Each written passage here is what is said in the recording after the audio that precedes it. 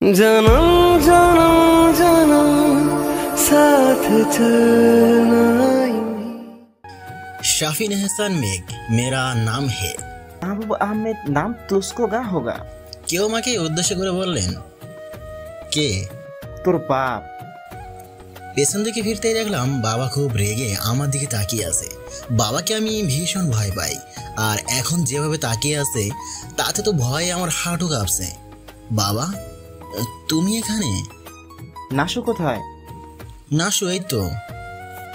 কিন্তু পেছন ফিরে আমি অবাক, হায় আল্লাহ, নাশু কই গেল? একটু আগেও তো এখানেই ছিল। কোথায় নাশু? বাবা এখানেই ছিল, হয়তো ফ্রেন্ডের সাথে আশেপাশে আছে। ভাইয়া, আপনারা এখনো যাননি? যায়নি মানে? কোথায় যাব? আর নাশু কোথায়? নাশু কোথায় সেটা আমরা কিভাবে জানবো? তোমরা কিভাবে জানবে মানে? নাশু তো তোমাদের সাথেই ছিল না। হ্যাঁ, কিন্তু হঠাৎ করেই নাশু বলল ওর শরীর ভালো লাগছে না, ও বাড়ি ফিরে যাবে। এটা বলেই তো আপনার কাছে চলে আসলো। কই, আমার কাছে তো আসেনি।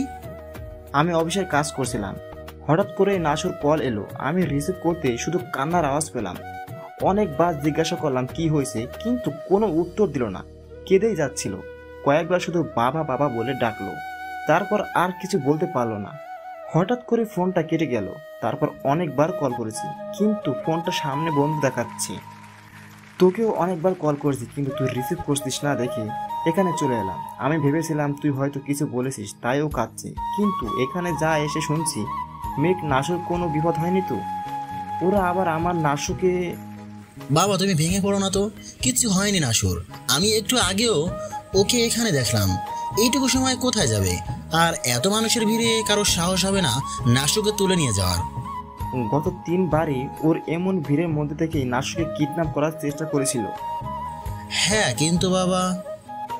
মেঘ, তুই সময় নষ্ট করিস না। তুই একটু আশেপাশে ভালো করে খুঁজে দেখ কোথাও আছে কি না। আমিও দেখছি, তার আগে আমি পুলিশের খবর দিই একটা। ঠিক আছে বাবা। নীতি, তোমরা ওই দিকটাই দেখো, আর আমি এইদিকে দেখছি। বাবা তুমি একদম টেনশন করো না, আমরা দেখছি, কিচ্ছু হবে না নাশুর। বাবাকে টেনশন করতে মানা করলাম, কিন্তু আমার নিজেই তো ভয়ে হাত পা ঠান্ডা হয়ে যাচ্ছে। ওর কিছু হয়নি তো? আশেপাশে সব জায়গায় নাশুকে খুঁজছি, কিন্তু কোথাও পাচ্ছি না। এই সব কিছু আমার জন্য হয়েছে। আমি যদি ভালোভাবে ওর দিকে খেয়াল রাখতাম তাহলে এমনটা হতো না। ও তো এখানে আসতেও চাইছিল না, ওকে জোর করে আনা হলো।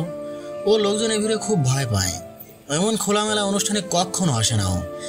এমনকি ওর স্কুলের কোনো অনুষ্ঠানেও থাকে না। যদি এর একটা কারণ আছে, নাশু যখন খুব ছোট তখন আমরা সবাই মিলে গ্রামে নানু বাড়িতে একটা মেলায় গিয়েছিলাম। আমরা সবাই যখন কেনাকাটায় ব্যস্ত তখন হঠাৎ সবাই খেয়াল করে নাশু নেই। অনেক খোঁজাখুঁজি করার পরও যখন নাশুকে পাচ্ছিলাম না, তখন বাবা পুলিশে খবর দেয়। সারাদিন পর সন্ধ্যার দিকে নাশুকে পাওয়া যায়। পুলিশ জানায় নাশু নাকি হারিয়ে যায়নি, মেলার ভিড়ের মধ্যে থেকে নাশুকে নাকি কিডন্যাপ করা হয়েছিল। কিন্তু পুলিশ নাশুকে উদ্ধার করতে পারলেও কিডন্যাপারদের ধরতে পারেনি। তবে পুলিশ জানিয়েছিল ওরা বাচ্চা পাচারকারী। কিন্তু ব্যাপারটা এখানেই থেমে থাকেনি। আবারও 2বার নাশুকে কিডন্যাপ করার চেষ্টা করা হয়। তখন ও ক্লাস 3 আর 5-এ ছিল। তখন আমাদের সন্দেহ হয় এটা কোনো বাচ্চা পাচারকারীর কাজ নয়।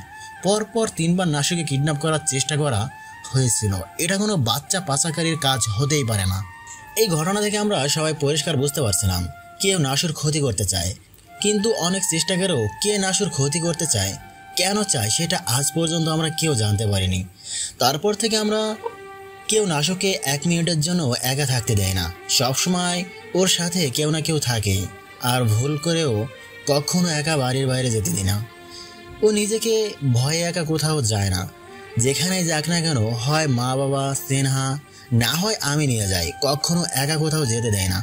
আজও আসতে চাইছিল না, কিন্তু ওর ফ্রেন্ডরা জোর করেই আনলো ওকে। বিকালে ড্রয়িং রুমে বসে যখন ল্যাপটপে গেম খেলছিলাম, তখন নাশুর সব ফ্রেন্ডরা আটা ময়দা মেখে আমাদের বাড়িতে হাজির হলো। আমাদের ব্যালকনিতে একটা ফাংশন হচ্ছে, সবাই মিলে সেখানেই যাচ্ছে। আর ওরা সবাই নাশুকে নিতে এসেছে। নাশু আসতে চাইছিল না, কিন্তু সবাই মিলে ওকে অনেক জোর করলো আসতে। এই 4 বছরে সেই কিডন্যাপাররা আর কোনো ঝামেলা করেনি, তাই মাও নাশুকে সবার সাথে যেতে বলল। সবসময় বাড়ির মধ্যেই থাকে, মাঝে মাঝে এমন অনুষ্ঠানে আসলে মনও ভালো থাকবে সেজন্য। কিন্তু মা শুধু ওর ফ্রেন্ডের উপর ভরসা করে ওকে আসতে দেয়নি, সাথে আমাকেও পাঠিয়েছে ওকে দেখে রাখার জন্য। আমি সবসময় ওর সাথেই ছিলাম, কিন্তু ওরা ফ্রেন্ডরা মিলে যখন ফুচকা খাচ্ছিল তখন আমি একটু দূরে সরে গিয়ে দাঁড়িয়েছিলাম, কারণ আমি ফুচকার গন্ধও সহ্য করতে পারি না। মাথা ঘরে আমি দাঁড়িয়ে দাঁড়িয়ে ওকে পাহারা দিচ্ছিলাম, আর আমার সামনে দিয়ে একের পর এক সুন্দরী মেয়ে যাচ্ছিল। একা একা দাঁড়িয়ে বোর হচ্ছিলাম, তাই সামনে দিয়ে যে মেয়ে যাচ্ছিল তার সাথেই ফাজলামি করছিলাম। নাসুর কথা মনেই ছিল না। আর তখনই বাবা চলে আসলো। ফাজলামি করতে গিয়ে এত সময় পার হয়ে গেছে আর এত কিছু ঘটে গেছে বুঝতেই পারিনি। আজ শুধুমাত্র আমার ফাজলামির জন্য যদি নাসির কিছু হয়ে যায় তাহলে আমি জীবনেও নিজেকে ক্ষমা করতে পারবো না। না, ওর কিছু হতে পারে না, আমি ওর কোনো ক্ষতি হতে দিব না। আল্লাহ, তুমি নাসুকে রক্ষা করো, ওর যেন কোনো বিপদ না হয়। এইসব ভাবছি আর পাগলের মতো চারিদিকে খুঁজছি। হঠাৎ করেই নোমানের সাথে দেখা হলো। ভাইয়া কি হয়েছে? আপনাকে এমন দেখাচ্ছে কেন? আর আপনি এমন পাগলের মতো কি খুঁজছেন? নোমান অনার্স দ্বিতীয় বর্ষে কেমিস্ট্রি নিয়ে পড়ে। আমাদের কলোনিতে মাত্র কয়েক মাস আগে এসেছে ওরা। নোমান, এখন কথা বলার সময় নেই, আমি তোমার সাথে পরে কথা বলবো। কিন্তু ভাইয়া কি হয়েছে সেটা তো বলুন। নোমান, পরে তোমাকে সব বলবো, কিন্তু এখন আমার হাতে একদম সময় নেই। ভাইয়া কি হয়েছে সেটা বললে আমিও হয়তো সাহায্য করতে পারতাম। আসলে নোমান, অনেকক্ষণ হয়ে গেছে নাসুকে খুঁজে পাচ্ছি না। মেয়েটা কোথায় কি করছে কিছু বুঝতে পারতেছি না। নাসুকে পাওয়া যাচ্ছে না মানে? আমি তো এখনই নাসুর সাথে কথা বলে আসলাম। কি, তোমার সাথে নাসুর কথা হয়েছে? কখন আর কোথায় কথা হয়েছে? ভাইয়া এত অস্থির হবেন না, আমি নাসুর সাথে কথা বলেই ফিরছিলাম। এখন কোথায় দেখা হয়েছে? ওই যে পুকুর পাড়ের ওই বেঞ্চটাতে বসে আছে। আমার পেছন দিয়ে আঙুল দেখালো। আমিও সাথে সাথে পেছন দিকে ঘুরে দেখালাম। দেখো তো নাসুর মতোই লাগছে, কিন্তু অনেকটা দূর হয় ভালোভাবে বোঝা যাচ্ছে না। আর পুকুর পাড়ের ওই দিকটা পুরো ফাঁকা। আমি কিছু না বলেই পুকুর পাড়ের দিকে দৌড় দিলাম। নোমানও আসছিল, কিন্তু ওর এক ফ্রেন্ড এলো, তাই আর আসতে পারিনি। আমি দৌড়ে বেঞ্চের পেছনে গিয়ে দাঁড়ালাম। হ্যাঁ, এটাই নাসু। ওকে দেখে মনে হচ্ছে প্রাণ খুঁজে পেলাম। নাসু, তুই এখানে কি করছিস? জানিস আমরা সবাই কত ভয় পেয়ে গিয়েছিলাম। কোনো উত্তর দিল না। কি হলো, আমি তোকে কিছু জিজ্ঞাসা করছি, এবারও উত্তর দিল না। দেখে মনে হচ্ছে হাতে কিছু একটা নিয়ে নাড়াচাড়া করছে। নাসু, তাও কোনো পাত্তা নেই ওনার। এবার আমার রাগের মাত্রা অনেক বেড়ে গেল। আমি ওর সামনে গিয়ে যখনই বলতে যাব, দেখি ম্যাডাম আপন মনে কমলা লেবু চিলছে আর খাচ্ছে।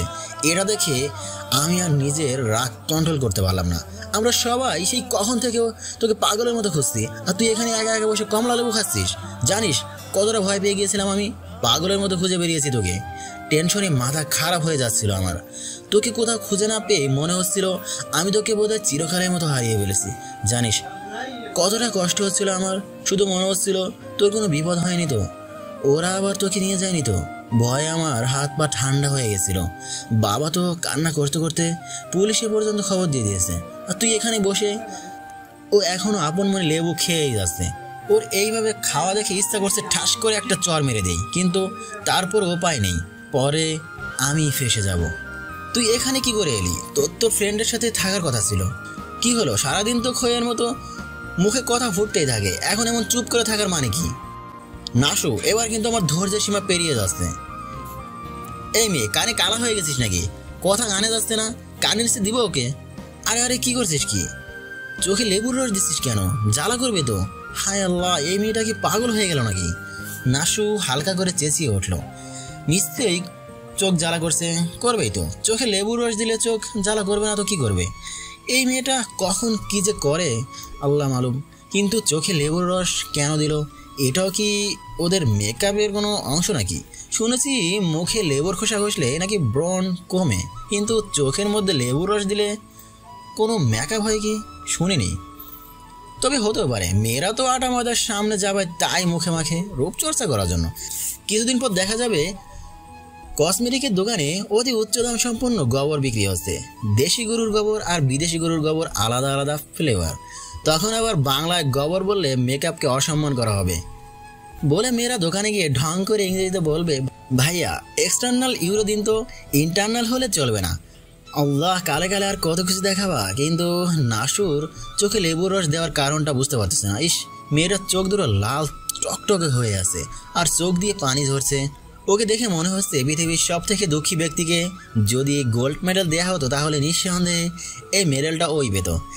কেমন করুণ চোখে আমার দিকে তাকিয়ে আছে, আবেগে আমারও কান্না করতে ইচ্ছা করছে, কিন্তু কথা হচ্ছে নাসু তো টেরা না, তাহলেও কার দিকে তাকিয়ে আছে? পেছন ফিরে দেখলাম বাবা আসছে, তার মানেও বাবার দিকে এইভাবে তাকিয়েছিল। বাবার একটু কাছে আসতেই নাসু দৌড়ে গিয়ে বাবাকে জড়িয়ে ধরে কান্না করতে লাগলো। আমি তো পুরোই ভেবাচাকে খেয়ে ওইখানে ঠায় দাঁড়িয়ে ওর নাকা কান্না দেখছি। দিব্যি এখানে বসে লেবু খাচ্ছিল আর বাবাকে দেখেই কান্না করে দিল। ও মাই গড, তার মানে ড্রামা কুইন আমায় ফাঁসানোর জন্য নতুন করে আবার কোনো ড্রামা করছে না তো? আমি তাড়াতাড়ি বাবার সামনে গিয়ে দাঁড়ালাম। নাসু মা আমার, এবার কান্না থামা, আমি এসে গেছি না, কিছু হবে না। আরে বাবা, ওর কিচ্ছু হয়নি, ও এখানে বসে। তুই চুপ কর। নাসু মা বলতো কি হয়েছিল, আর তুই এখানে কি করছিস? কে দিয়ে যাচ্ছে বাবা, আমি বলছি। তোকে চুপ করতে বলেছি। বাবা নাসুকে কোথায় পেলে? নাসু, কি হয়েছিল? কোথায় ছিলি তুই? সেনা আসতেই ওকে জড়িয়ে ধরে কান্নার মাত্রা আরও বাড়িয়ে দিল। ওর কান্নার মাত্রা যত বাড়ছে ভয়ে আমার হৃদস্পন্দন তার ডাবল বাড়ছে। কি যে বলবে আল্লাহ জানে। নাসু, কাঁদিস কেন? পাগলি মেয়ে, এই দেখ আমরা সবাই এখানে আছি, আর কোনো ভয় নেই। এবার বল তো কি হয়েছিল? এবারও সেনাকে ছেড়ে দিয়ে বলতে লাগলো, আমরা সবাই মিলে ফুচকা খাচ্ছিলাম, আর ভাইয়া আমাদের থেকে একটু দূরে দাঁড়িয়ে মেয়েদের সাথে টাঙ্কি মারছিল। হঠাৎ করে আমার শরীর খারাপ লাগছিল, তাই আমি নীতিদের বলে ভাইয়ের কাছে চলে আসলাম। ভাইয়া একটা মেয়ের সাথে দাঁড়িয়ে কথা বলছিল, তখন ভাইয়াকে বললাম আমার শরীর খারাপ লাগছে, আমি বাড়ি ফিরে যাব। বলার সাথে সাথে ভাইয়া আমায় একটা ধমক দিল। বাবা ডাহা মিথ্যা কথা। তুই চুপ কর, ওকে বলতে দে। তারপর কি হয়েছে? আমি ভাইয়াকে আবারও বললাম, ভাইয়া আমার শরীর খারাপ লাগছে। ভাইয়া ওই মেয়েটার সামনে আবার আমায় বকলো, আর ওই মেয়েটাকে নিয়ে অন্য পাশে চলে গেল। এইদিকে নীতিরাও ওখানে ছিল না। আমি ভাইয়া আর নীতিদের খুঁজতে লাগলাম, কিন্তু কাউকে খুঁজে পাচ্ছিলাম না। খুব ভয় পেয়ে গিয়েছিলাম। ভাইয়াকে কয়েকবার কল করেছিলাম, কিন্তু বারবার ফোন কেটে দিচ্ছিল। তারপর তোমায় কল করি, কিন্তু ফোনে চার্জ না থাকায় কথা বলার আগে ফোন বন্ধ হয়ে যায়। তারপর পুকুর পাড়ে বসে ওই বেঞ্চটাতে বসে বসে কাঁদতে লাগলাম। ভাইয়া তো জানতো আমি ভিড়ের মাঝে কত ভয় পাই, তারপরও ভাইয়া শুধুমাত্র একটা মেয়েকে পটাবে বলে আমার সাথে এমনটা করলো। মেয়ে তো পরে পটাতে পারতো, তাই না বাবা? কিন্তু যদি আমার কিছু হয়ে যেত তাহলে তুমি ওকে অনেক বড় শাস্তি দিতে। তখন এই জীবনে মেয়ে পটানোর কথা ভাবতেও পারতো না, বলো বাবা? বলেই আবার বাবাকে জড়িয়ে ধরে ন্যাকা কান্না কাঁদতে লাগলো, আর আমার দিকে তাকিয়ে চোখ মারলো। ড্রামা কুইন, ফাজিল মেয়ে একটা। শাস্তি তো ও এখনো পাবে। বাবা দাঁতে দাঁত চেপে অগ্নি দৃষ্টিতে আমার দিকে তাকিয়ে বলল। বাবা যেভাবে তাকিয়ে আছে তাতে মনে হচ্ছে আজরাইলকে আর কষ্ট করে আমার জান কবজ করতে হবে না, বাবাই ওনার হয়ে কাজটা করে দেবেন। হঠাৎ করেই চোখে ঝাপসা দেখতে শুরু করলাম আর ঠাস করে পড়ে গেলাম। যখন চোখ খুললাম দেখলাম আমি পুকুর পাড়ে সেই বেঞ্চটাতে বাবার কোলে মাথা দিয়ে শুয়ে আছি। সেনা আমার চোখে মুখে পানি ছিটা দিচ্ছে, আর নাসু একটু দূরে দাঁড়িয়ে আছে। আমি চোখ খুলতেই সেনা বলল, ভাইয়া তুই ঠিক আছিস? হুম। হঠাৎ করে তোর কি হয়েছিল বলতো? আমরা সবাই তো ভয় পেয়ে গেছিলাম। জানি না রে, হঠাৎ করে মাথাটা ঘুরে গেল। বাবা আমায় উঠতে সাহায্য করলো। আমি বাবার দিকে অসহায়ভাবে তাকিয়ে বললাম, বাবা তুমি বিশ্বাস করো আমি নাসুর তেমন কিছুই করিনি। বাবা তুমি বলো আমি কি এতটাই খারাপ যে নাসুর কোনো বিপদ হতে পারে জেনেও ওকে এই ভিড়ের মধ্যে ছেড়ে দেব? বাবা তোমার কি মনে হয় আমি জেনে বুঝে নাসুকে বিপদের মুখে ঠেলে দিতে পারি? তোমরা যেমন নাসুকে ভালোবাসো তেমনি আমিও নাসুকে ভালোবাসি। ওর একটু দুষ্টু সবসময় আমায় জ্বালায়, তাই বলে আমি ওকে বিপদের দিকে ঠেলে দিতে পারি? তুমি বলো। ওর আর আমার সম্পর্কটা তুমি কি জানো বাবা? তারপরও ভাবলে কি করে আমি ওকে আর বলতে পারলাম না। গলাটা ভারী হয়ে আসছে, চোখের পানি চলচল করছে, চোখের পলক ফেলতে এই পানি গড়িয়ে পড়বে। বাবা কি যেন ভাবলো, তারপর বলল, আচ্ছা ঠিক আছে, এখন এইসব আলোচনা বাদ দে, যা হবার তা হয়ে গেছে। এরপর থেকে যেন এমন ভুল না হয়। ঠিক আছে বাবা। আমায় এখনই আবার অফিসে যেতে হবে। তুই নাসু আর সেন্নাকে নিয়ে বাড়ি ফিরে যা, আমার যেতে লেট হবে। কিন্তু তুই কি ওদের নিয়ে যেতে পারবি? তোর তো শরীর খারাপ। না না বাবা, আমি একদম ঠিক আছি, তুমি চিন্তা করো না, আমি ওদের নিয়ে ঠিক যেতে পারবো। তারপর বাবা উঠে নাসুর কাছে গেল। নাসুর মাথায় হাত বুলিয়ে দিতে দিতে বলল, আর কখনো একা একা কোথাও যেন যাবি না। তোর কিছু হয়ে গেলে আমরা কি নিয়ে থাকবো বলতো? বাবার গলাটা ভাই হয়ে আসছে।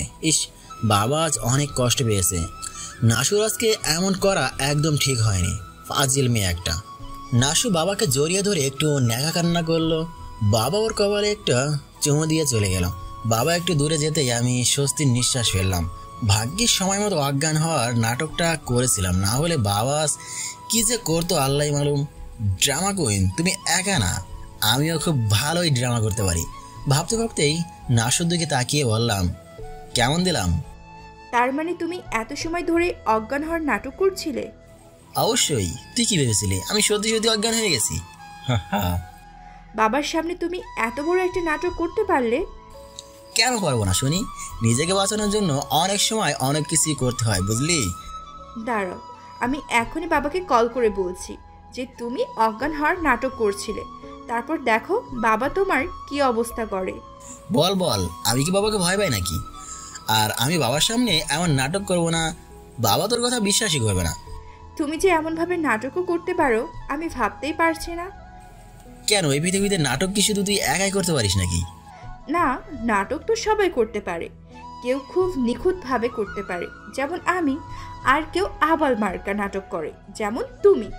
কি? ঠিকই বলছি, তুমি যে নাটক করছো সেটা আমি প্রথমেই বুঝেছিলাম। ও রিয়েলি? তা কিভাবে শুনি? তুমি যখন অজ্ঞান হয়ে পড়ে গিয়েছিলে তখনই বুঝতে পেরেছিলাম যে তুমি বাবার কাছ থেকে বকাশোনার ভয়ে অভিনয় করছো। কিভাবে বুঝলি?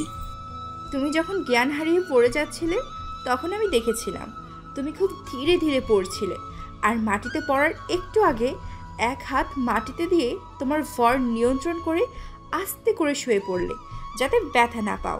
তখনই বুঝেছিলাম সবাই তো আর নাসু না যে সব দিক থেকে খেয়াল রাখবে। ফাজিল মেয়ে একটা। ফিরবির করে কি বলছো? একটু জোরে বলো, আমরাও শুনি। না তেমন কিছু না, তোর বুদ্ধির প্রশংসা করছিলাম। সে যা তুমি প্রশংসা বা গালি দাও, যা খুশি দাও, আই ডোন্ট কেয়ার। তুমি বরং তোমার পকেটে হাত দিয়ে দেখো কত টাকা আছে। কেন? কারণ তুমি এখন আমাকে আর আপুকে নিয়ে রেস্টুরেন্টে যাবা। কেন? রেস্টুরেন্টে মানুষ কেন যায়? কেন আবার? খাবার খেতে। তাহলে আমরাও খেতে যাব। মামা বাড়ির আবদার নাকি? উনি বলবেন আর আমি ওনাকে রেস্টুরেন্টে নিয়ে যাব? খেয়ে দিয়ে তো আমার আর কোনো কাজ নেই। নেই তো? নাসু, আচ্ছা ঝগড়াঝাটি বাদ দাও আর চলো, আমার খুব ক্ষুধা লাগছে। আমি পারবো না। তুমি আমাদের নিয়ে যাবা না? কখনোই না। তুমি যদি এখন আমাদের রেস্টুরেন্টে নিয়ে না যাও তাহলে আমি বাবাকে সব কিছু বলে দিব। কি বলে দিবি? এইটাই যে তুমি অজ্ঞান হওয়ার নাটক করছিলে বাবার কাছ থেকে বাঁচার জন্য। তুই বলবি আর বাবা বিশ্বাস করে নেবে? বাবা নিজের চোখে আমায় অজ্ঞান হতে দেখেছে। বাবা যে আমার কোনো কথা অবিশ্বাস করে না সেটা তুমি ভালো করেই জানো। কিন্তু এবার করবে। ওকে, 1 মিনিটের জন্য তোমার কথাই মেনে নিলাম যে আমার কথা বিশ্বাস করবে না, কিন্তু তুমি বললে তো করবে। মানে? নাসু কোনো উত্তর না দিয়ে ব্যাগ থেকে ওর ফোনটা বের করে একটা রেকর্ড চালু করলো। এই রেকর্ডটায় বাবা চলে যাওয়ার সাথে সাথেই নাসুর সাথে যে কথোপকথন হয়েছে তার কিছু অংশ। শয়তান মেয়েটা অল্প একটু রেকর্ড করেছে। এটুকুই শুনলে বাবা বুঝতে পারবে আমি নাটক করছিলাম। নাসু আমাদেরকে মুচকে মুচকে হাসছে। কি রে, তুই এটা আবার কখন রেকর্ড করলি? যখন বুঝতে পেরেছিলাম ভাই যে তুমি নাটক করছো তখনই বুঝতে পেরেছিলাম বাবা চলে গেলে ভাইজান সত্যিটা নিজ থেকেই বলবে আর আমায় খোঁচা দেওয়ার জন্য। তাই বাবা চলে যাওয়ার সাথে সাথেই ফোনের রেকর্ডটা চালু করেছিলাম, আর আমি যেটা ভাবছিলাম সেটাই হয়েছে। ভাইয়া আমার জালে পা দিয়েছে। সত্যি নাসু, তুই না পারিসও বটে। আমি ওর দিকে হা করে তাকিয়ে আছি। এইটুকু মেয়ের চিন্তাধারা কত ফাস্ট! তোর মতো একটা পিচ্চি মেয়ের মাথায় এত বুদ্ধি আসে কোথা থেকে? ওই পিচ্চি কাকে বললা? কাকে আবার? তোকে বললাম। খবরদার, আমাকে পিচ্চি বলবা না, আমি অনেক বড়। পড়িস তো ক্লাস 9-এ। বল কোথা থেকে হলি বুঝলাম না। শোনো, তুমি যেহেতু মাস্টার্স পড়া বুড়া তাই তোমার মনে হচ্ছে আমি পিচ্ছি, কিন্তু বাস্তবে তো সত্যি নয়। আমি বুড়া? অবশ্যই, সেটা আর বলতে।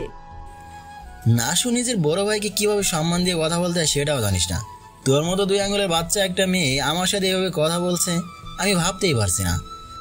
আবার আমায় বাচ্চা বললে? শোনো, আমি বাচ্চা না, ওকে? এখন আমায় বিয়ে দিলে আমি নিজেই 10টা বাচ্চার মা হওয়ার ক্ষমতা রাখি, বুঝলে? ইস, আমি তো ওর কথা শুনে পুরোই এইটুকু পিচ্ছি মেয়ে বলে কি? ওর মাথায় এসব এলো কি করে? ও নিজে একটা বাচ্চা মেয়ে, আর ও কিনা বলে ওর বিয়ে দিলে 10টা বাচ্চার মা হওয়ার ক্ষমতা রাখে। এবার ওর কথায় না হেসে পারলাম না, তাই হেসেই দিলাম। এত স্যার, কি হলো আজব? তার মানে তোর কি 10টা বাচ্চার মা হওয়ার ইচ্ছা আছে নাকি? ধ্যাত ভাইয়া, আমি কি সেটা বলেছি নাকি? একটু আগেই তো বললি। সেটা তো জাস্ট কথার কথা বললাম। বুঝলাম। আচ্ছা, আমরা কি এখানেই দাঁড়িয়ে দাঁড়িয়ে কথা বলবো নাকি রেস্টুরেন্টে যাব? আমার কিন্তু সত্যি খুব খিদে পেয়েছে। ভাইয়া, চল না যাই। ওই সবসময় এত খাই খাই করিস কেন রে? দুদিন পর শ্বশুর বাড়ি যাবি, এখন থেকেই খাওয়া দাওয়া কমিয়ে দে। তোর যা শাশুড়ি তোকে 3 বেলা খেতে দেবে কিনা সন্দেহ আছে, তাই এখন থেকেই না খেয়ে থাকার অভ্যাস কর, বুঝলি? শোন, আমার শাশুড়ি মোটেও এমন নয়, ওকে? অনেক ভালো। আর তাছাড়া রাফি তো আছে। আমার তো ওই বাচ্চা ছেলেটার জন্য চিন্তা হয়। কে বাচ্চা? কে আবার রাফি? এইটুকু একটা বাচ্চা ছেলে তোর মতো একটা পেতনিকে কি যে করে সামলাবে সেটাই ভেবে পাই না। ভাইয়া, ভালো হচ্ছে না কিন্তু, বলে দিলাম। তুই নাসুকে বাদ দিয়ে এবার আমার পিছনে পড়েছিস। ওলে বাবালে, থাক, আর অভিমান করতে হবে না। চল এবার রেস্টুরেন্টে যাই। ওকে, চল। এই যে ড্রামা কুইন, চলুন আপনার রেস্টুরেন্টে। তারপর আমরা 3 জন মিলে একটা রেস্টুরেন্টে গেলাম। আমরা নাসুর ঠিক করে একটা রেস্টুরেন্টে আসলাম। রেস্টুরেন্টটা অনেকটা উঁচু একটা বিল্ডিং এর ছাদের উপর, খোলা আকাশের নিচে। উপরে উঠে আগে চারিদিকে চোখ বুলিয়ে নিলাম। নাসু বলেছিল রেস্টুরেন্টটা অনেক সুন্দর, তখন ওর কথা বিশ্বাস করিনি, কিন্তু এখন দেখছি সত্যি জায়গাটা অনেক সুন্দর করে সাজিয়েছে। ছাদের বেশিরভাগ জায়গাতে বিভিন্ন রকমের গাছপালা রয়েছে। প্রতি টেবিলের উপর গোলপাতার ছাউনি দেওয়া, আর টেবিলের পাশে বিভিন্ন রং দিয়ে নকশা করা মাটির তৈরি বড় বড় কলস রাখা ডাস্টবিনের হিসাবে। একটা জিনিস দেখে আমি বেশ অবাক হয়েছি, এমন একটা জায়গায় এরা এমন কিছু করতে পারে আমি কিছু ভাবতেই পারিনি। ছাদটা অনেক বড়, এক কোণায় মোটামুটি বড় একটা সুইমিং পুল, আর তাতে একটা নৌকা বাঁধানো রয়েছে। নৌকার উপর আবার টেবিল আর গোল পাতার ছাউনি দেওয়া। নৌকার চারিপাশে বিভিন্ন রঙের বেলুন আর ফুল দিয়ে সাজানো। ওখানে একটা সাইনবোর্ড লাগানো আছে যাতে ভিআইপি লেখা। নাসু ওইখানে বসে বলে বায়না ধরেছে। অগাধ তো কিছুই করার নেই, 3000 টাকা চার্জ দিয়ে আমরা নৌকার টেবিলটাতে বসলাম। এখানে 2টা চেয়ার ছিল, আমরা 3 জন, তাই ওয়েটার আর একটা চেয়ার দিল। দেখেই বোঝা যাচ্ছে এটা মূলত কাবুলদের জন্যই। একটু পর ওয়েটার আসলে নাসু খাবার অর্ডার দেওয়া শুরু করলো। একের পর এক খাবার অর্ডার দিয়েই যাচ্ছে। প্রথমে বুঝতে না পারলেও পরে খেয়াল করলাম যে যেগুলো পছন্দ করেছে সেগুলো তো দিচ্ছে, সাথে যেগুলো একদমই খেতে পছন্দ করে না, নাম শুনলেই নাক ছিটকায়, সেগুলো অর্ডার দিচ্ছে। আমি আর সেনা অবাক হয়ে দিকে তাকিয়ে আছি। নাসু, তুই এত খাবার অর্ডার দিছিস কেন? আমরা এত খাবার খেতে পারবো না তো। উফ আপু, চুপ করো তো, আমার খুব ক্ষুধা পেয়েছে। কিন্তু তাই বলে এত খাবার? এই তো খাবারই খাবো আমি। সেনা আর কিছু বলল না, কিন্তু আমিও চালাকিরা ঠিক ধরতে পেরেছি। ও এখানে খেতে নয়, আমার পকেট ফাঁকা করতে এসেছে। ফাজিল মেয়ে একটা। দীর্ঘ সময় ধরে অর্ডার করার পর ফাইনালি শেষ হলো। অর্ডার শেষে ওইটার যখন চলে যাবে তখনই নাসু বলে উঠলো, আরে আপনি চলে যাচ্ছেন কেন? ম্যাম, আপনি তো বললেন আপনার হয়ে গেছে। আমি বলেছি আমার হয়ে গেছে, কিন্তু এখনো আপু আর ভাইয়ার অর্ডার নেওয়া বাকি আছে। তার মানে কি নাসু? মানে আমি যেগুলো খাবো সেগুলোর অর্ডার দিলাম, এবার তোমরা যা খাবে সেগুলোর অর্ডার দাও। এবার ওয়েটার সাহেব চোখ বড় বড় করে নাসুর দিকে তাকালো। তারপর নাসুর পা থেকে মাথা পর্যন্ত একবার দেখে নিল। হয়তো ভাবছে এতটুকু পিচ্ছি একটা মেয়ে এত খাবার খেয়ে কোথায় রাখবে। সেনা তো পুরো অবাক হয়ে তাকিয়ে আছে, কিন্তু আমি তো জানি এই খাবারগুলো কিছুতেই খাবে না, কারণ অনেকগুলো আইটেম এই মাশরুম দেওয়া আছে, আর মাশরুমে অ্যালার্জি আছে। মাশরুম খেলে অনেকটা সময় পর শ্বাসকষ্ট হয়। কিন্তু নাসু, তুই তো মাশরুম খেতে পারিস না, তোর শ্বাসকষ্ট হয়। তুই যে খাবারগুলো অর্ডার দিয়েছিস তার মধ্যে অনেকগুলো আইটেমে মাশরুম ব্যবহার করে। কিন্তু আজ আমি তাও খাবো, আমার খেতে ইচ্ছে করছে, ব্যাস। কিন্তু তুই তো অসুস্থ হয়ে পড়বি। না, কিচ্ছু হবে না, প্লিজ আপু, আমার খেতে ইচ্ছে করছে, প্লিজ তুমি মানা করো না। কিন্তু বাবা জানলে খুব বকবে। আর বাবাকে আমি ম্যানেজ করব। তুমি প্লিজ বাবাকে কিছু বলবে না। আচ্ছা ঠিক আছে। থ্যাংক ইউ আপু। ওয়েলকাম। নাও এবার তুমি অর্ডার দাও। সেনা 2 রকমের খাবার অর্ডার দিল আর আমি জাস্ট একটা ব্ল্যাক কফি অর্ডার দিলাম। নাসুর অর্ডার দেওয়া দেখে আমার পেট ভরে গেছে। ওইটার আমার দিকে তাকিয়ে হালকা একটু হেসে চলে গেল। বুঝতেই পারছি মজা নিল আর কি। নাসু আর সেনা গল্পে মেতে উঠলো। এরা যে এত বক বক করতে, আল্লাহ। তবে এই পরিবেশটা আমার বেশ ভালোই লেগেছে। খোলা আকাশের নিচে ছাদের উপর কিছুটা গ্রাম্য টাইপের সাজানো চারপাশটা, সাজানো ব্যাপারটা বেশ ইন্টারেস্টিং। তার উপর প্রকৃতির এত বাতাসটাও উপরে পাওয়া। হঠাৎ করেই নাসুর চোখে চোখ পড়তে ও নিজের মুখের সামনে সবগুলো দাঁত বের করে একটা শয়তানি মার্কা হাসি দিল। হাসিটা দেখে মেজাজ গরম হয়ে গেল। ইচ্ছা করছে এক চড়ে ওই ফর্সা গালটা পুরো লাল করে দিই, কিন্তু চর মারলে লোকে আমায় খারাপ বলবে। যতই হোক বোনটা তো আমারই। তবে বাবা দেশে আসার পর থেকে নাসু খুব বেড়েছে। বাবা আসাতে ও যেন সাপের 5 পা দেখেছে। সবসময় চেষ্টা চালিয়ে যাচ্ছে কিভাবে বাবার কাছে আমায় বকা খাওয়াবে। ফাজিল মেয়ে একটা। বাবা চলে যাক না, তারপর এইসব কিছুর শোধ তুলব। তখন হারে হারে টের পাবি মেঘের সাথে লাগতে আসলে কি হয়। জাপানে আমাদের একটা কোম্পানি আছে, সরি আমাদের বললে ভুল হবে, কোম্পানিটা ফুপির। আমার বাবারা 2 ভাই বোন। ফুপি মারা যাওয়ার আগে তার কোম্পানির সব দায়িত্ব বাবাকে দিয়ে যান। তাই ফুপি মারা যাওয়ার পর থেকে বাবা কোম্পানিটা দেখাশোনা করেন, আর সেজন্য বাবাকে জাপানে থাকতে হয়। আর দেশে আমাদের যে কোম্পানিটা আছে সেটা দীপক আঙ্কেল দেখেন। উনি আমাদের কোম্পানির ম্যানেজার, খুব বিশ্বস্ত একজন লোক। গত 10-11 বছর ধরে উনি সব সামলাচ্ছেন। তবে বাবা বলেছে আমার স্টাডি শেষ হলে অফিসের সমস্ত দায়িত্ব আমার হাতেই তুলে দেবেন। বাবা কয়েক মাস পর পর কিছুদিনের জন্য দেশে এসে আমাদের সাথে সময় কাটান আর অফিসের হিসাবপত্রগুলোও দেখে যান। তবে এবার বাবা অল্প সময়ের জন্য আসেননি। সামনে সেনার বিয়ে, তাই এবার অনেক দিন ধরে থাকবে। সেনার বিয়ের সব কাজ বাবা নিজের হাতে করতে চান। বাবার কথা কোম্পানির দায়িত্ব অন্য কাউকে দেওয়া যায়, কিন্তু নিজের মেয়ের বিয়ের দায়িত্ব নয়। বাবা এবার অনেক দিন থাকবে। এটা শুনে নাসু তো হাতে চাপ পাওয়ার মতো খুশি হয়েছে, কারণ বাবা যতদিন থাকবে ততদিন ইচ্ছা মতো আমায় নাকানি চোয়ানি খাওয়াতে পারবে। এতদিন আমাকে বাঘের মতো ভয় পেত। যদিও দুষ্টমিও 12 মাসই করে, তবে ভয় পেত খুব। কিন্তু বাবা আসার পর থেকে আমার মেনি বিড়াল ভাবা শুরু করেছে। বাবাকে এইটুকু ভয় পাইতো, ঠিক ভয় পাওয়া যেটা নয়। বাবাকে অনেক সম্মান করি। বাবার মুখের উপর কখনো কিছু বলতে পারি না, যতই রাগ হোক না কেন। বাবার সামনে নিজের রাগ কখনোই প্রকাশ করি না। বাবা যেটা বলে সেটাই করি। আর নাসু সেটারই ফায়দা তুলে ড্রামা করে বাবার কাছে বকা খাওয়ানোর চেষ্টা করে। যদিও বাবা সহ বাড়ির সবাই বুঝতে পারে যে নাসু ইচ্ছা করে এমনটা করে, তবু ওকে খুশি করার জন্য সবাই মিলে আমাকে বকাবকি করে।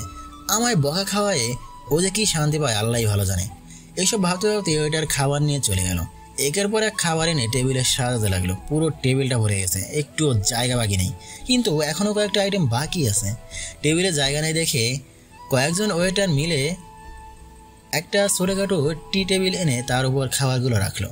এত রকমের খাবার, তার উপর অনেক বেশি বেশি করে অর্ডার দিচ্ছে। সেনা একবার খাবারগুলো দিকে তাকাচ্ছে আর একবার নাসুর দিকে। আর নাসু কোনো কিছু না বলে খাওয়া শুরু করলো। ও প্রতিটা আইটেম থেকে একটু একটু করে খাচ্ছে। আমি কফিটা হাতে নিয়ে বসে আছি। ওর খাওয়া দেখে আমি কফি খাওয়ার ইচ্ছাটাই চলে গেছে। সেনাও না খেয়ে নাসুর খাওয়া দেখছে। ওরও হয়তো আমার মতো অবস্থায় হয়েছে। নাসু খেতে খেতে বলল, আপু তুমি খাচ্ছ না কেন? খাচ্ছি তো। কই খাচ্ছ?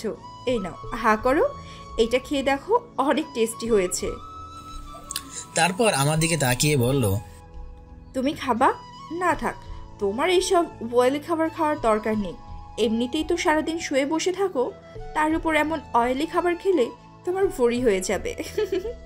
তোমায় খেতে হবে না। আমি ওর দিকে রাগি চোখে তাকিয়ে আছি, কিন্তু ও ডোন্ট কেয়ার ভাব নিয়ে খেয়ে যাচ্ছে। দূর, কফি খাওয়ার মোডটাই নষ্ট হয়ে গেছে। এত সুন্দর একটা পরিবেশ এখন আমার কাছে অসহ্য লাগছে। কখন যে এখান থেকে বের হব।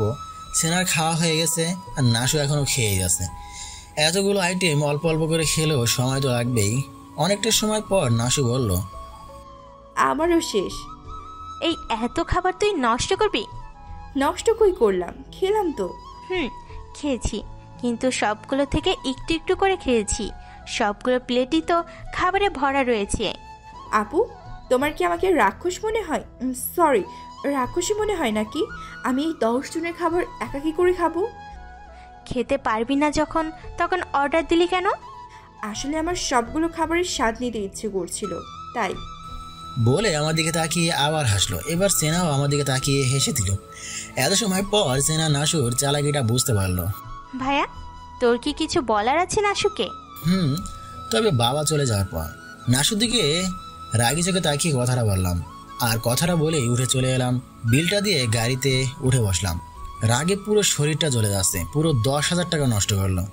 টাকাটা বড় কথা না, এমন টাকা অনেক নষ্ট হয়, কিন্তু ও যে শুধুমাত্র আমার টাকা নষ্ট করবে বলে এমনটা করেছে, সেজন্য রাগ হচ্ছে। একটু পর নাসু আর সেনা এসে গাড়িতে বসলো। আমি ড্রাইভ করছি, সেনহা আমার পাশে সিটে বসেছে আর নাসু পেছনে। ড্রাইভ করতে করতে লুকিং গ্লাসে চোখ আটকে গেল।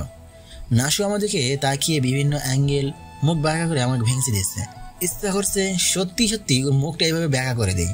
অনেক সময় ধরে এমনটা করছে। হঠাৎ করে গাড়ি ব্রেক কষে পেছন দিকে ফিরে রাগি চোখে ওর দিকে তাকালাম। ও ভয়ে মাথা নিচু করে ফেললো। কিছুক্ষণ এভাবে তাকিয়ে থেকে আবার গাড়িটা স্টার্ট দিলাম। একটু পরে বাড়ির ভেতরে চলে আসলাম। ওদের দুজনকে নামিয়ে দিয়ে আমি গাড়ি পার্ক করতে গেলাম, আর ওরা ভেতরে চলে গেল। গাড়ি পার্ক করে ভেতরে ঢুকলাম।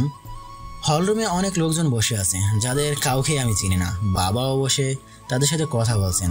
বাবা তো বলেছিল বাবার ফিরতে দেরি হবে, তাহলে চলে এলো যে।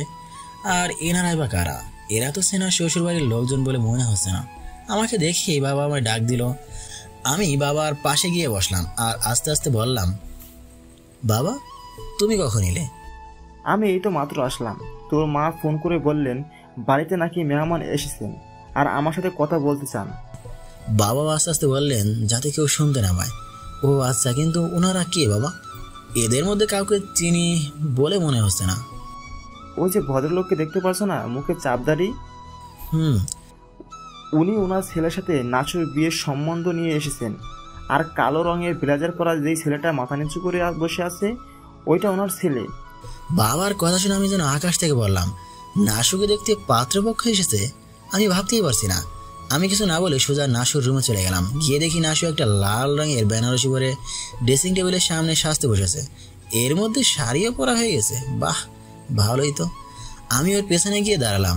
নাসু গুনগুন করে গান গাইছে আর মুখে আটা মাদা মাখছে। মনে হচ্ছে ওকে দেখতে আসাতে ও অনেক খুশি হয়েছে। সেনহা বিছানার উপর বসে নাসুর সাজ দেখছে। আমিও কিছু না বলে সেনার পাশে গিয়ে বসলাম। শুনেছি পাত্রপক্ষ মেয়েদের দেখতে আসলে সাধারণত সব মেয়েরা রাগ করে, মন খারাপ করে, পাত্রপক্ষের সামনে যেতে চায় না, লজ্জা পায়। সেনাকে যখন দেখতে এসেছিল, সেনাও ভয় ওদের সামনে যেতে চাইছিল না, কিন্তু নাসুকে দেখে মনে হচ্ছে ও এমন একটা দিনের জন্য ওয়েট করছিল। ও ফাজিল সেটা জানতাম, তাই বলে লজ্জা শর্ম ধুয়ে মুছে গেছে নাকি? হঠাৎ নাসুর কথায় হুঁশ ফিরল। আমার সাজ কমপ্লিট, আমাকে কেমন লাগছে? নাসু আমাদের সামনে এসে দাঁড়িয়ে শাড়িটা 2 হাত দিয়ে হালকা মেরে ধরলো। আমি এত সময় ওর দিকে তাকিয়ে এই কথাগুলো ভাবছিলাম, কিন্তু খেয়াল করিনি ওর সাজ হয়ে গেছে। কখনো কখনো এমনও হয়, একটা জিনিসের দিকে তাকিয়ে থাকলে কি হচ্ছে না হচ্ছে ঠিক দেখাই যায় না। কি হলো, তোমরা কেউ বলছো না কেন আমাকে কেমন লাগছে? এবার ওর দিকে ভালো করে তাকালাম। লাল বেনারসির সাথে হালকা কিছু স্বর্ণের গহনা পরেছে। হাতে মুঠ ভর্তি স্বর্ণের চুড়ি, চোখে গাঢ় করে কাজল আর ঠোঁটে হালকা করে লিপস্টিক দিয়েছে। চুলটা খুব সুন্দর করে খোপা করে, মাথায় হালকা করে ঘোমটা দিয়েছে। ওর দিক থেকে চোখই সরাতে পারছি না। অনেক সুন্দর লাগছে। ওকে দেখতে একদম নতুন বউয়ের মতো লাগছে। বিয়ের পরের দিন নতুন বউরা যেমন সেজে গুজে থাকে ঠিক তেমন লাগছে। আচ্ছা, আগে কি ও এমন সুন্দর ছিল নাকি ওর সৌন্দর্যটা কখনো আমার চোখেই পড়েনি? শাড়ি পরাতে ওকে অনেক ম্যাচিওর লাগছে। বৃষ্টিটা যে এত বড় হয়ে গেছে সেটা হয়তো কোনোদিন আমার চোখেই পড়তো না, যদি না আজও এইভাবে আমার সামনে এসে দাঁড়াতো। ওর গালটা আলতে করে শুয়ে দিতে ইচ্ছা করছে, কিন্তু যদি কিছু মনে করে। দেখতে ম্যাচিওর লাগলেও মনটা ওর বাচ্চাদের মতোই। না, আর তাকিয়ে থাকতে পারছে না, কেমন যেন নেশা হয়ে যাচ্ছে। তাড়াতাড়ি ওর দিক থেকে চোখ সরিয়ে নিলাম, কিন্তু মন মানছে না। বারবার ওকে দেখতে ইচ্ছা করছে, তাই আবার ওর দিকে তাকালাম। কত মায়াবী লাগছে ওকে, একদম লাল টুকটুকে বউ। ছোট সাহেব, বড় সাহেব আপনাকে ডাকেন। রতন কাকার কথায় হুঁশ ফিরল। কিছু বললে কাকা? বড় সাহেব নিচে আপনাকে ডাকে। ও আচ্ছা, তুমি যাও, আমি আসছি। ভাইয়া, আমি দরজার কাছে যেতে সেনহা ডাক দিল। বল। আমি কিন্তু সব দেখেছি। আমার কাছে এসে ফিসফিস করে বলল, কি দেখেছিস? ওই যে তুই নাসুর দিকে হাবলার মতো তাকিয়েছিলি, সেটা। দিব একটা। অনেক পেকে গেছিস না? বড় ভাইয়ের সাথে কিভাবে কথা বলতে হয় জানিস না? জানি তো, আর এটাও জানি তুই ওই 2 আঙ্গুলের পিচ্ছি মেয়েটার প্রেমে পড়েছিস। তুই থামবি? আমার মাথা খারাপ হয়ে যায়নি যে আমি এইটুকু পিচ্ছি মেয়ের সাথে প্রেম করব। তাহলে ওইভাবে তাকিয়েছিলি কেন? আমি তো জাস্ট দেখছিলাম, ও বললো কেমন লাগছে তাই আর কি। বুঝি। কচু বুঝিস, যা ভাগ। তুই ভাগ, বাবা তোকে ডাকছে। তারপর আমি নিচে এসে আবার বাবার পাশে বসলাম। কি ব্যাপার, তখন কিছু না বলে হট করে চলে গিয়েছিলি কেন? বাবা একটা কাজ ছিল। ঠিক আছে। তো মিস্টার মেহবুব, আপনি কি কিছু বলবেন বলেছিলেন? আসলে আপনার যে প্রস্তাবটা দিয়েছেন সেটা সম্ভব নয়। কেন? আপনাদের কি আমার ছেলে সুজয়কে পছন্দ হয়নি? আমার ছেলে বলে বলছি না, সুজয়ের মতো ছেলে হয় না। আপনার মেয়ের আর আমার ছেলের 4 হাত এক হলে ওরা সত্যি অনেক সুখে থাকবে। ওকে আমরা বাড়ির বউ নয়, মেয়ের মতোই রাখবো। না, সুজয়কে তো দেখেই বোঝা যাচ্ছে ও অনেক ভালো একটা ছেলে। ওকে তো আমারও অনেক ভালো লেগেছে। এত অল্প বয়সে অনেক সাকসেসফুল হয়েছে। আজকাল কার দিন এমন ছেলে পাওয়া যায় সত্যি অনেক কঠিন। কিন্তু ব্যাপারটা হলো। কি ব্যাপার বলুন? বাবার কথা শেষ হওয়ার আগেই উনি বললেন, আসলে আমার এই 2 ছেলে মেয়ে, মেঘ আর সেন্না, আর না। তাহলে নাসুকে? বাবা কথা শেষ হওয়ার আগেই বলল, নাসু আমার বোনের মেয়ে। ও যখন অনেক ছোট তখন আমার বোন মারা যায়। তারপর থেকে নাসু আমার কাছে থাকে। ওকে আমি নিজের মেয়ের মতোই ভালোবাসি। আর ও এই ব্যাপার, ও আপনার মেয়ে না, আপনার বোনের মেয়ে। তাতে আমাদের কোনো সমস্যা নেই। আসলে কিছুদিন আগে সুজয় আমাদের নাসুর কথা বলেছিল। ওনাকে নাসুকে কোথায় দেখেছিল। তারপর থেকে ছেলে আমার সব সময় নাসু করেই যাচ্ছে। আসলে একবার দেখে নাসুকে খুব পছন্দ হয়েছে ওর। আর ছেলের পছন্দই আমাদের পছন্দ। আমরা কখনোই ওর ইচ্ছার বিরুদ্ধে যাইনি, সব সময় ওর চাওয়া পাওয়াকে প্রাধান্য দিয়েছি।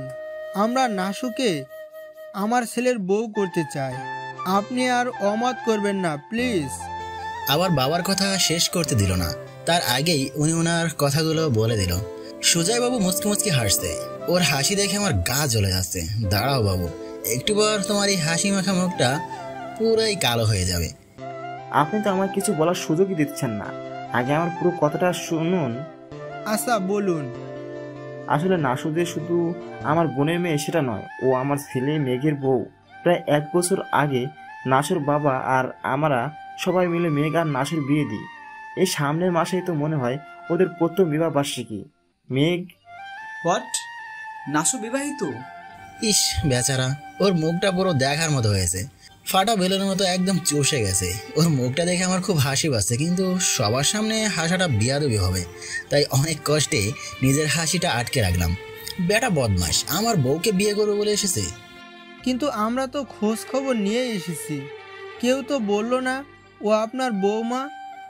আসলে ওদের বিয়ের ব্যাপারটা তেমন কেউ জানে না, এমনকি কোনো আত্মীয় স্বজনও না। মেঘের এখনও পড়াশোনা শেষ হয়নি, আর নাসুকেও অনেক ছোট। তাই আমরা ইসলামিক মতে শুধু কবুল পড়িয়ে বিয়েটা দিয়েছি। তাছাড়া এত অল্প বয়সে বিয়ে দেওয়াটাও আইনগত অপরাধ, তাই আর লোক জানাজানি করিনি। আমরা ছোট থেকেই ঠিক করে রেখেছিলাম মেঘের সাথে নাসুর বিয়ে দেব। বিশেষ করে আমার বোন মানে নাসুর মায়ের শেষ ইচ্ছা ছিল মেঘের সাথে যেন নাসুর বিয়েটা হয়। আমরা ভেবেছিলাম নাসু বড় হলে তারপর ওদের বিয়েটা দেব, কিন্তু কিছু সমস্যার জন্য বাধ্য হয়ে ওদের বিয়েটা দিয়েছি। নাসুর 18 বছর পূরণ হলে তারপর অনুষ্ঠান করে ওদের আবার বিয়ে দেব। বাবা কথা শেষ হতেই সুজয়বাবু রাগ করে উঠে চলে গেলেন। এটা দেখে ওনার বাবা ও ছেলে পিছে পিছে দৌড়ালো, সাথে বাকি সবাই যারা এসেছিল তারাও চলে গেল। ওরা চলে যাওয়ার সাথে সাথেই বাবা অট্ট হাসিতে ভেঙে পড়ল। বাবার হাসি দেখে আমিও আর নিজের হাসিটা আটকে রাখতে পারলাম না। আমিও জোরে জোরে হেসে দিলাম। কেমন বেঁকে হলো বুঝলে মেঘের মা, ভাবছি সেনার বিয়েটা হয়ে গেলে মেঘ আর নাসুর এঙ্গেজমেন্ট দেব, অনেক বড় অনুষ্ঠান করে। কিন্তু ওদের বিয়েটা তো হয়ে গেছে, এখন আবার এঙ্গেজমেন্ট কেন করাবে? দেখো, আইনগত কিন্তু ওদের বিয়েটা হয়নি। তাছাড়া ওদের বিয়ের ব্যাপারে কেউ জানেও না, তাই ভাবছি এঙ্গেজমেন্টের অনুষ্ঠান করব, যাতে আত্মীয় স্বজন সবাই জানবে যে ওদের দুজনের বিয়ে ঠিক। না হলে আজ যে ব্যাপারটা হলো সেটার সম্মুখীন বারবার হতে হবে। তাও ঠিক। তাছাড়া আমাদের অনেক আত্মীয়ই নাসুর এই বাড়িতে থাকা নিয়ে নানা রকম কথা বলে। এ তো বড় ছেলে, আর নাসুও বড় হচ্ছে। এক বাড়িতে থাকলে কখন কি অঘটন ঘটায় এমন নানা রকম বাজে ইঙ্গিত দিয়ে কথা বলে। এঙ্গেজমেন্টটা হলে সবার মুখ বন্ধ হয়ে যাবে। আমি কিছু বলছি না, চুপচাপ শুনছি শুধু। হঠাৎ নাসুর গলার আওয়াজ পেলাম, বাবা, ওনারা সবাই কোথায়? আমরা সবাই পেছন ফিরে ওর দিকে তাকালাম। ও সিঁড়ি দিয়ে নামতে নামতে কথাটা বলল, সাথে সেনহাও আছে। কি হলো বলছো না কেন? ওনারা সবাই কোথায়? নাসু এবার বাবার সামনে এসে বলল, কার মা? যারা আমায় দেখতে এসেছিল। ওনারা তো চলে গেছে। চলে গেছে মানে? কোথায় চলে গেছে? ওনাদের বাড়িতে চলে গেছে। ওনাদের তো এখানে কোনো কাজ নেই, তাই না? কাজ নেই মানে? ওনারা তো আমাকে দেখতে এসেছিল, তাহলে চলে গেল কেন? কি বলিস কি নাসু? তোর কি মাথা খারাপ হয়ে গেছে? মা, তুমি জানো আমার কতদিনের ইচ্ছা পাত্রপক্ষ আমায় দেখতে আসবে।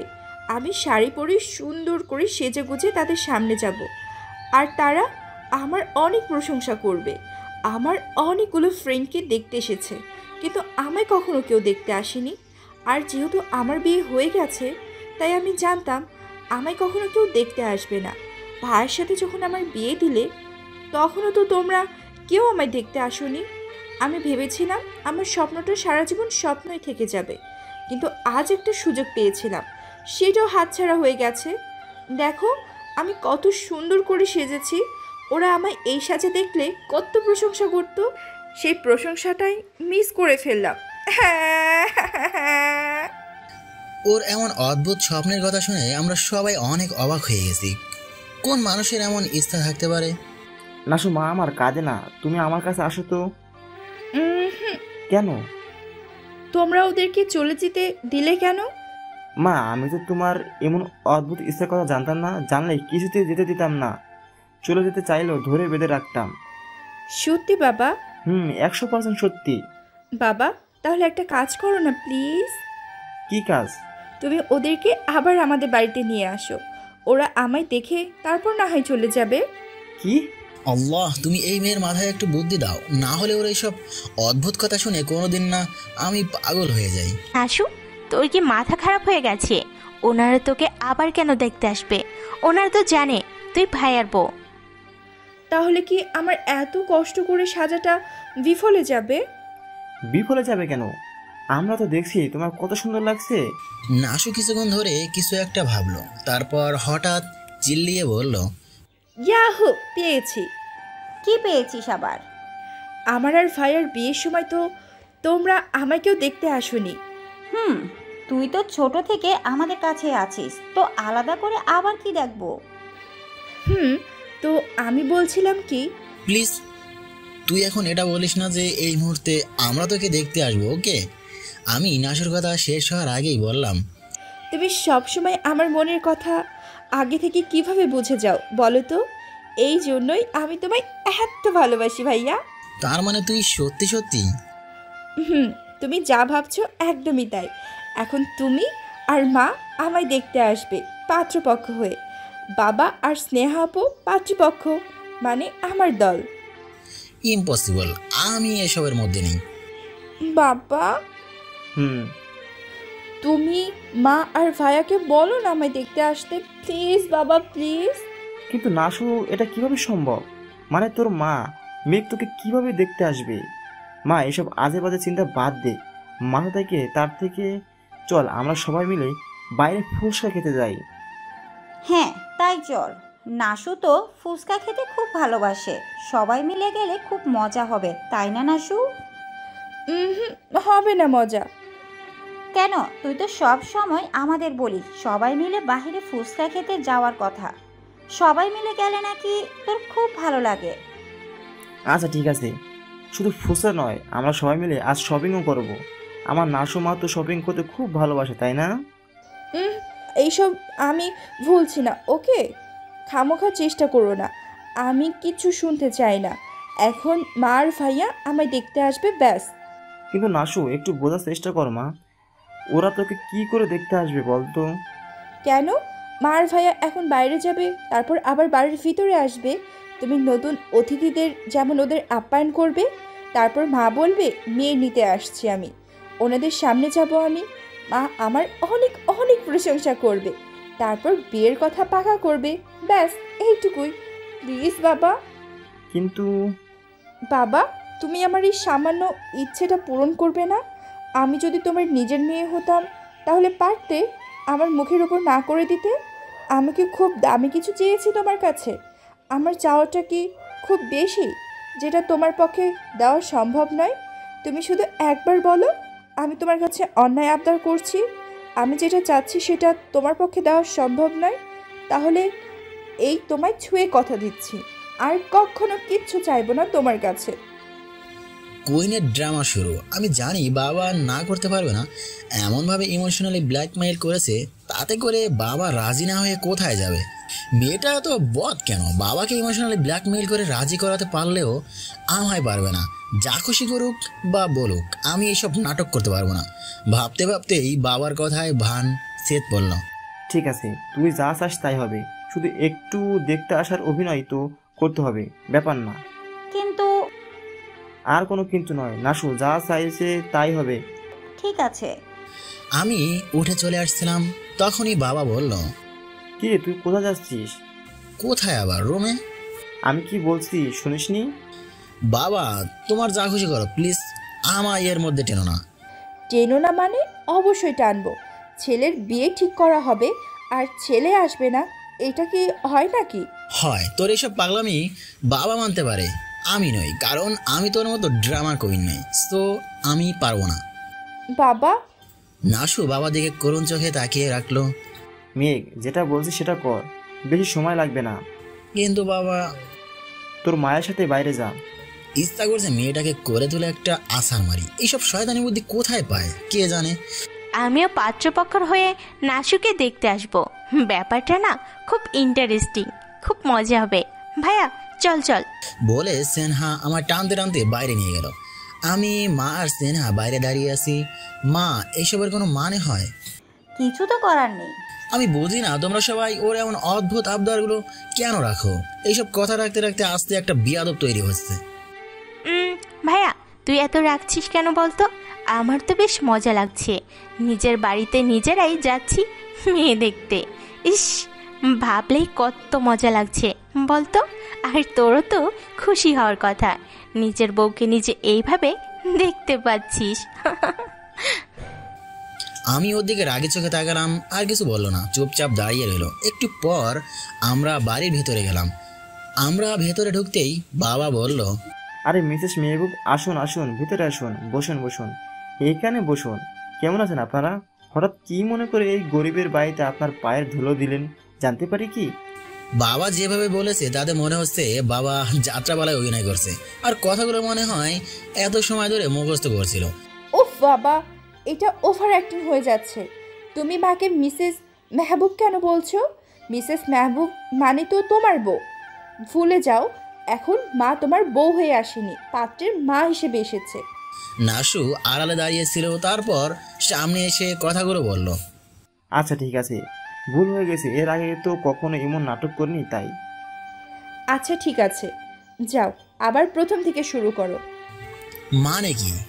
মানে তোমরা আবার বাইরে যাও আর আবার নতুন করে আসো। কিন্তু মেঘ যা, একবারই তো রাগ করছিস না, যা। কি আর করার, আবার বাইরে গেলাম, তারপর আবার ভেতরে এলাম। আরে মিসেস মাধবী যে, কেমন আছেন? জি আল্লাহর রহমতে ভালো আছি, আপনি কেমন আছেন? জি আমিও ভালো আছি, আসুন বসুন। তারপর আমরা সবাই বসলাম। তা হঠাৎ কি মনে করে আসা হলো? আসলে আমরা আমার ছেলে মেঘের বিয়ের জন্য মেয়ে খুঁজছিলাম। ঘটক সাহেব তখন আপনার ছোট মেয়ের কথা বলল। আপনাদের পরিবারও ভালো, মেয়েও খুব ভালো, তাই ওদের বিয়ের ব্যাপারে কথা বলতে এসেছিলাম। এটা তো খুবই খুশির সংবাদ, আমার কোনো আপত্তি নেই। আর কে কোথায় আছিস, মিষ্টি নিয়ে আয়। আমার মেয়ে নাসুর যে বিয়ে ঠিক হয়ে গেল। বাবার হাসি দেখে মনে হচ্ছে সিনেমার ভিলেন মিশা সওদাগর আর ভিলেন ইমারকে হাসি দিচ্ছে। মেয়ের বিয়ে ঠিক হলে কেউ এভাবে হাসে? উফ বাবা, তুমি এমন ওভার অ্যাক্টিং করছো কেন? মেয়ের বিয়ে ঠিক হলে কেউ এমনভাবে ভিলেনি হাসি দেয় নাকি? আর তাছাড়া এত তাড়াতাড়ি বিয়েতে মত দিলে কেন? তুমি তো জিজ্ঞেসাই করনি ছেলে কি করে না করে। ওনারা তো আমায় এখনো দেখেনি। তাছাড়া ছেলের সাথে আলাদা করে কথা বলার একটা ব্যাপার আছে না? এইসব কিছু না করে বিয়ে ঠিক করে ফেললে। নাসু আবার আড়াল থেকে সামনে এসে বলল, মানে আসলে এইসব আসলে ফাসলে বাদ দাও আর আবার প্রথম থেকে শুরু করো। ভুল তো তোর বাবা করেছে, তার জন্য আমরা কেন শাস্তি পাবো? কি শাস্তি? ওই যে বারবার বাহিরে যাওয়া আর আসা। বরটা তো তোমারই, তার ভুলগুলো শুধরে দেওয়ার তোমার কর্তব্য। যাও বাইরে যাও। ওর এবারের কথায় আমার খুব হাসি পেল। ওর এমন ছেলে মানুষই দেখে কি করে ওর ওপর রাগ করে থাকবো। মাকে বলে কিনা তার স্বামীর ভুলগুলো শুধরে দেওয়া তার কর্তব্য। নিজেরও যে একটা স্বামী আছে আর সেই স্বামীর প্রতি যে তার কিছু কর্তব্য আছে সেদিকে তার কোনো খেয়ালই নেই। কবে যে এই পিচ্ছি ড্রামা কুইনটা বড় হবে আর তার স্ত্রী কর্তব্য পালন করবে আল্লাহই জানে। অবশ্য স্বামী হিসাবে মানলে তো স্ত্রী কর্তব্য পালন করবে, সারাদিন ভাইয়া ভাইয়া বলে মাথা খারাপ করে দেয়। বাবা যখন নাসুকে বিয়ে করার কথা বলেছিল তখন খুব রেগে গিয়েছিলাম। এইটুকু পিচ্ছি মেয়েকে বিয়ে করার কথা আমি কল্পনাও করতে পারি না। যদিও জানতাম নাসুর আর আমার বিয়েটা নাসুর জন্মের দিনই ঠিক করা হয়েছিল। তবেও সেদিন প্রথম বাবার মুখের উপর কথা বলেছিলাম। বাবাকে বলেছিলাম এই 2 আঙ্গুলের পিচ্ছি মেয়েকে আমি বিয়ে করতে পারবো না। আর তাছাড়া আমি ওকে আমার বোনের মতোই দেখি। ওর মুখে ভাইয়া ডাকাটাই মানায়। ও আমার নাম ধরে রাখবে সেটা আমি সহ্য করতে পারবো না। রাগের মাথায় কথাগুলো বলেছি। কি বলিনি, বউ আমার সেই কথাগুলো ধরে রেখে নিয়ম করে সারাদিন ভাইয়া ভাইয়াই ডলে রাখে। এই ভাইয়া ডাক শুনতে শুনতে মাঝে মাঝে আমি তো ভুলেই যাই ও আমার 3 বার কবুল বলে বিয়ে করাবো। নাসুর কথায় ভাবনার জগৎ থেকে বেরিয়ে এলাম। কি ব্যাপার, এভাবে দাঁড়িয়ে আছো কেন? যাও আবার বাইরে গিয়ে প্রথম থেকে শুরু করো। এইবার যদি তুমি কোনো ভুল করেছো তখন দেখো আমি তোমায় কি অবস্থা করি। বাবাকে উদ্দেশ্য করে বলে মা বাইরে চলে গেল। মায়ের পিছু পিছু আমরাও আবার বাইরে গেলাম। তারপর আবার ভেতরে আসলাম। ভেতরে আসতেই বাবা বলল, আরে মিসেস মাধবী, আপনি কেমন আছেন? ভালো, আপনি কেমন আছেন? আল্লাহর রহমতে আর আপনাদের দোয়ায় ভালো আছি। দাঁড়িয়ে আছেন কেন? বসুন প্লিজ। জি। তারপর আমরা সবাই বসলাম। তা মেঘ বাবা কেমন আছো? জি আঙ্কেল ভালো, আপনি কেমন আছেন? বাবা আমার দিকে কেমন করে তাকালো। বুঝতে পারছি আঙ্কেল বললাম সেজন্য একটু অবাক হয়েছে। আমিও ইচ্ছা করেই বলেছি। মাঝে মাঝে নাসুর জন্য আমাকে বকে, এটা তার প্রতিশোধ। পরে কিছু বলে দেবো নাটক করছিলাম। ভালো। তা মিসেস মাধবী, এতদিন পর আমাদের কথা মনে পড়লো বুঝি? আরে না ভাই সাহেব, মনে তো সব সময় পড়ে, কিন্তু সময় হয়ে ওঠে না। মায়ের মুখে ভাই সাহেব ডাকটা শুনে বাবার মুখটা একদম চুপসে গেল। বেশ হয়েছে, আরো লাফাবো নাসুর কথায়। বুঝলাম। তা এত ব্যস্ততার মধ্যেও যে আপনি আমাদের বাড়িতে এসেছেন আমি সত্যি খুবই খুশি হয়েছি। রতন কাকা নাস্তা নিয়ে আসলো। মেঘ সেনা নাও, হালকা কিছু মুখে দাও। মিসেস মাধবী আপনিও নিন, ধরুন। বলেই একটা প্লেট মায়ের দিকে এগিয়ে দিল। এত ব্যস্ত হওয়ার কিছু নেই, আসলে আমি একটা কাজে এখানে এসেছি। কাজটা যদি হয় তাহলে মিষ্টি মুখ করব। কি কাজ? আপনি তো আমার ছেলে ম্যাককে চেনেনি। আমরা ওর বিয়ের জন্য পাত্রী খুঁজছি। হঠাৎ করে কাল ওর বাবা আপনার ছোট মেয়ের কথা বলল। নাসুকে অনেক দিন থেকেই চেনে, খুব ভালো একটা মেয়ে। তাই আমিও ভেবে দেখলাম এমন একটা মেয়ে আমার বাড়ির বউ হলে খুবই ভালো হয়। আর আপনার সাথে আমাদের সম্পর্কটা বিজনেস থেকে আত্মীয়তে পরিণত হবে। আপনি কি বলেন?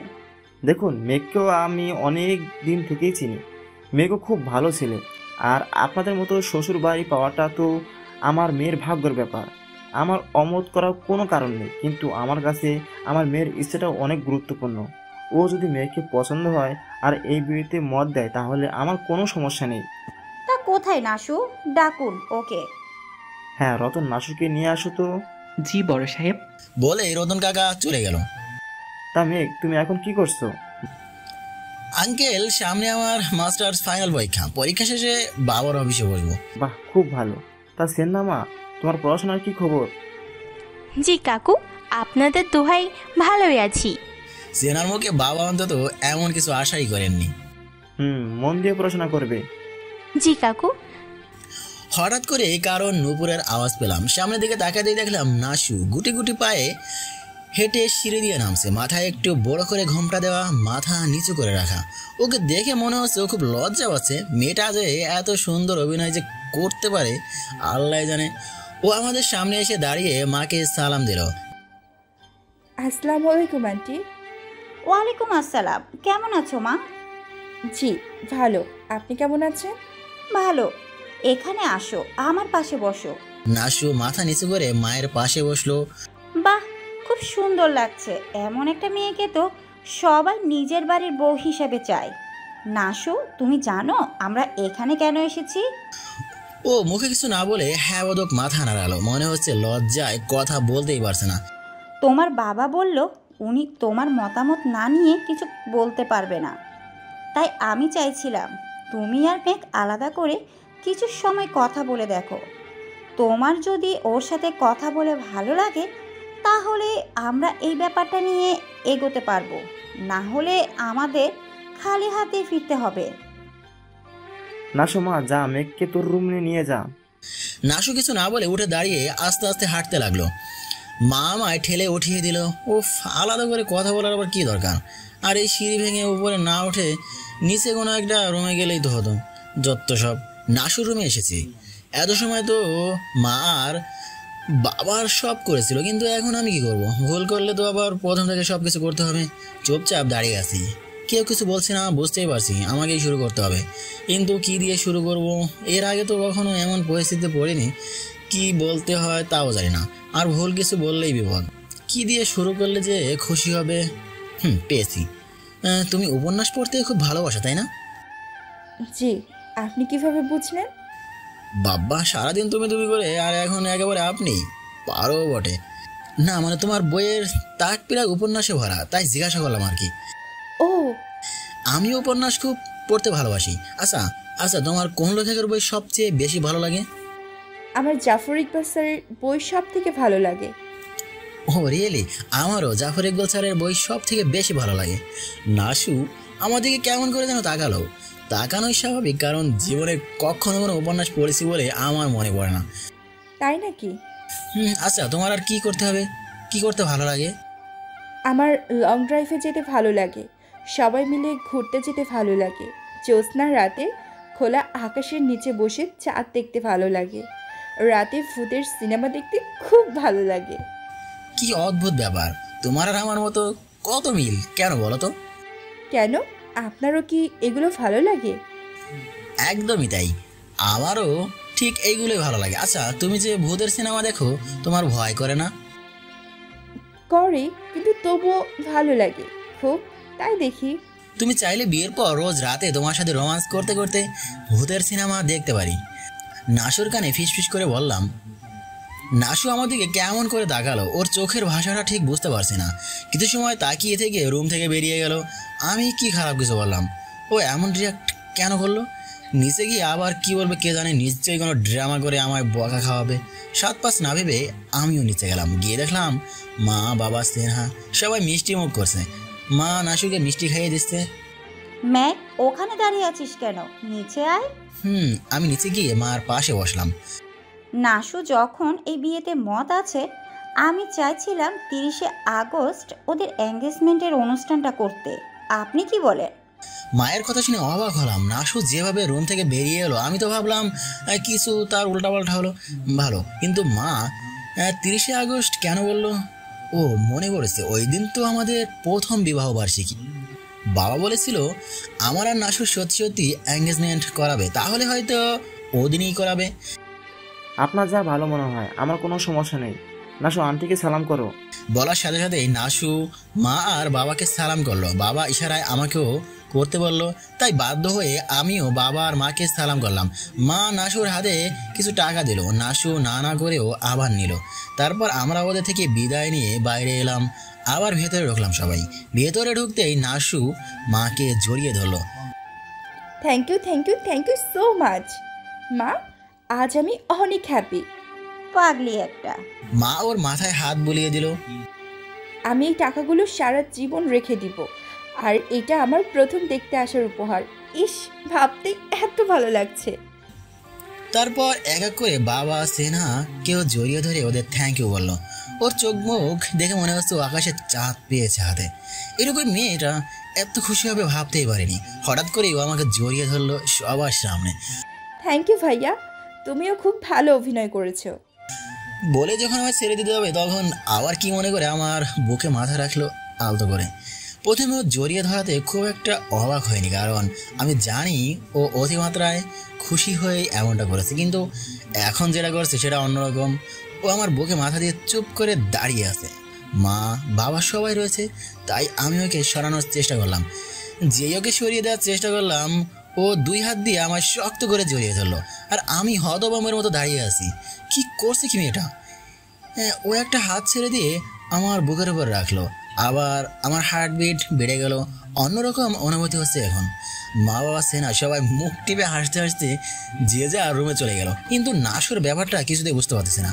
ও কখনো এইভাবে আমার এত কাছে আসেনি, আর আমারও কখনো এমন অদ্ভুত অনুভূতি কাজ করেনি। ইচ্ছা করছে ওকে নিজের বুকের সাথে মিশিয়ে নিই। আমি ওকে জড়িয়ে ধরার জন্য হাতটা পিঠে রাখতে ও কেমন কেঁপে উঠলো, আর আমার বুকে মুখ গুজে আরো শক্ত করে জড়িয়ে ধরলো। আমি ওকে শক্ত করে জড়িয়ে ধরলাম। কেউ কোনো কথাই বলছি না, ও এভাবেই দাঁড়িয়ে আছে।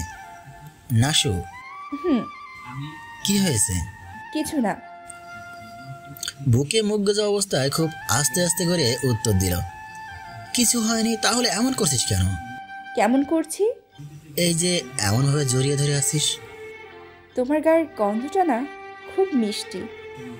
কি? এত মিষ্টি কেন তোমার গায়ের গন্ধটা?